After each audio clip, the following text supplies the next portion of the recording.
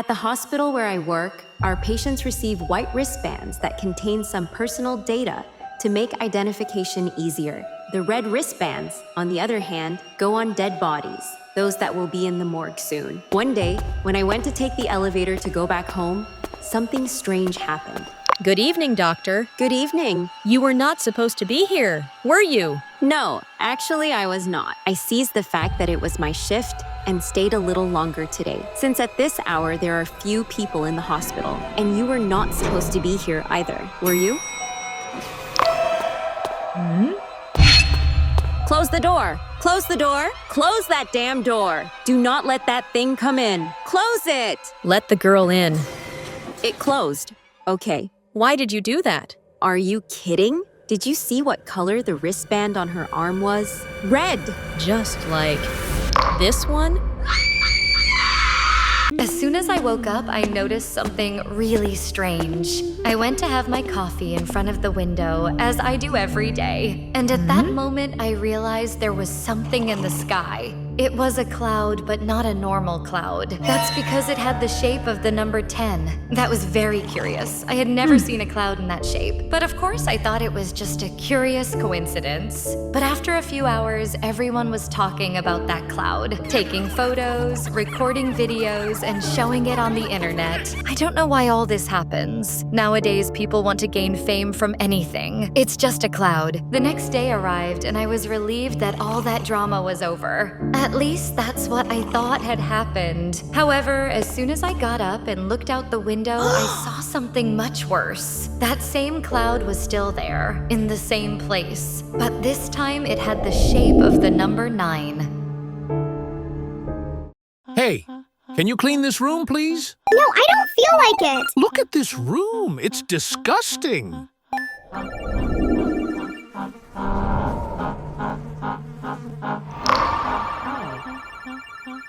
I'll do it tomorrow, okay? All right, whatever. The next morning, she woke up with a strange feeling, a heaviness in her eyes. But everything around her was completely dark. She thought she was still dreaming, but she wasn't. Dad, help! I can't see anything! Why? What happened? Nothing. I just woke up and now I can't see. 2 hours later at the hospital, the father was anxious while his daughter was being examined. The doctor finally came out with a serious face. I'm afraid I have bad news. Your daughter will not be able to see again. I don't understand. She was fine yesterday. What happened to her? Does your daughter have a messy room? Yes, but what does that have to do with her going blind? She was bitten in both eyes. Bitten by what? A spider. They like to live in messy rooms. I came to spend a few days at my grandmother's house. She welcomed me very well, but she hadn't told me that a series of murders was happening in the city.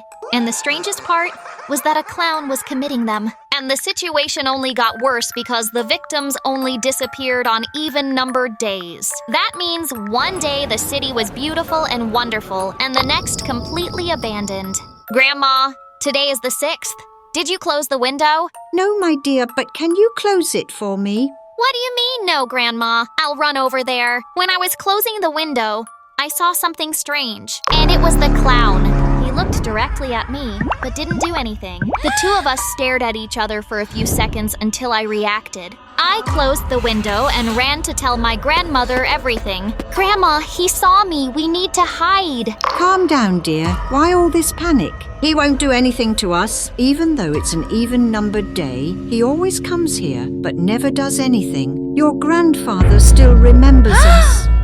I went to the most famous fortune teller in town. Everyone said she never got it wrong. There was just one problem. She charged a lot. Even so, despite not having much money, I needed an answer to something, and only she would have it. The place was really strange, but I decided to ask anyway. So they say you're the best fortune teller in town. That's why I came to you. I want to know what I need to do to live a long life.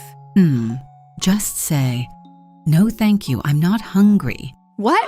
What a scam! You're not a fortune teller at all, are you? At least I warned you. I left really angry. I can't believe I spent all my money on that scam. Honey, I'm sorry for fighting with you yesterday, but I baked you an apology cake. You must be starving. You were out all day. It tastes really good. No thank you. I'm not hungry. Are you sure? I made it just for you. There was a superstition in my family that had been passed down from generation to generation. And now it was my turn to learn it. It went like this.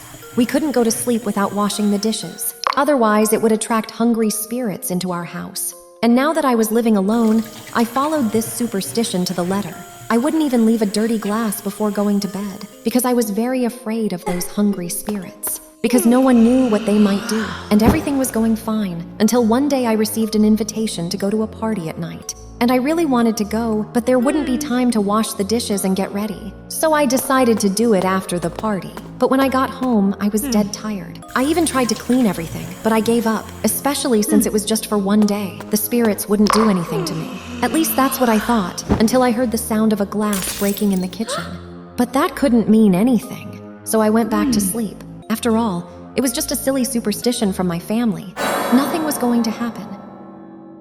New Year's ritual. Some people believe in lucky colors, but my family is different. We eat some sort of ice cream at the beginning of every year, and 2026 would be no different. But something went wrong. Right at midnight, I had an argue with my sister. She borrowed my clothes and didn't want to give it back. She stomped and kicked it away, and I got really mad. So I decided to do something in return. I noticed she had left her ice cream in the kitchen before the ritual, and there was nothing else to do but eat it. That way, she wouldn't be able to participate this year, but she realized way too quickly that hers was gone. Where's my ice cream? Has anyone seen it? I ate yours yesterday after you annoyed me. I guess you won't be taking part in the ritual this year. Are you crazy? Why? Did you forget that we're cursed? If she doesn't eat the ice cream today, she'll lose her sight. I had completely forgotten that we did the ritual because we were cursed and that our eyesight depended on it. So I decided to share half my ice cream with my sister. But we didn't know if that would work. It didn't went wrong. It just half worked, I'd say. She didn't really want to take that babysitting job, but the kid's mom said she trusted her like she was part of the family. The children were asleep upstairs. The house was silent.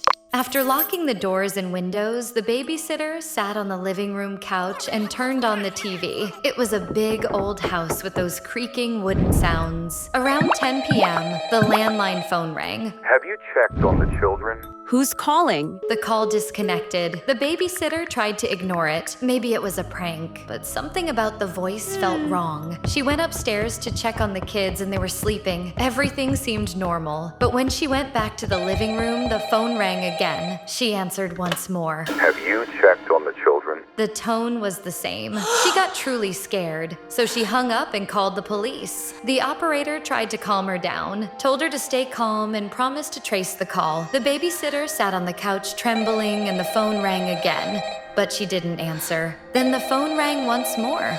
She answered and it was the police. Miss, listen carefully. We were able to trace the call. And it's coming from inside your house. It was my first time visiting Paris. The hotel where I was staying seemed clean and cozy, but there was something strange in the air. The receptionist, although polite, had a peculiar manner. Your keys, ma'am. This is your room, ma'am. Have a good night and don't stay up too late. All right. After a relaxing shower, I settled in to play Roblox. Time passed so quickly that when I realized it, it was already 3 in the morning. That's when I heard something disturbing. Screams. My heart started racing. For a few moments, the silence returned. I gathered my courage and called the front desk to understand what was happening. But no one answered. A dreadful feeling took me over, but something pushed me to find out what was going on. I opened the door and went to check. I warned you not to stay up late. I was hiking when I arrived at a hotel. I didn't know how I got there, but I realized that place was very strange. But I was already so tired. Hi, I'd like a room. The receptionist didn't answer me. She just handed me a key that looked like it had already been kept for me. Do you want help finding your room? No, that's okay. I'll find it myself. Thank you. I wasn't going to accept help from that stranger, and it wasn't that hard to find the room. But it was marked with a date, and I knew I recognized it.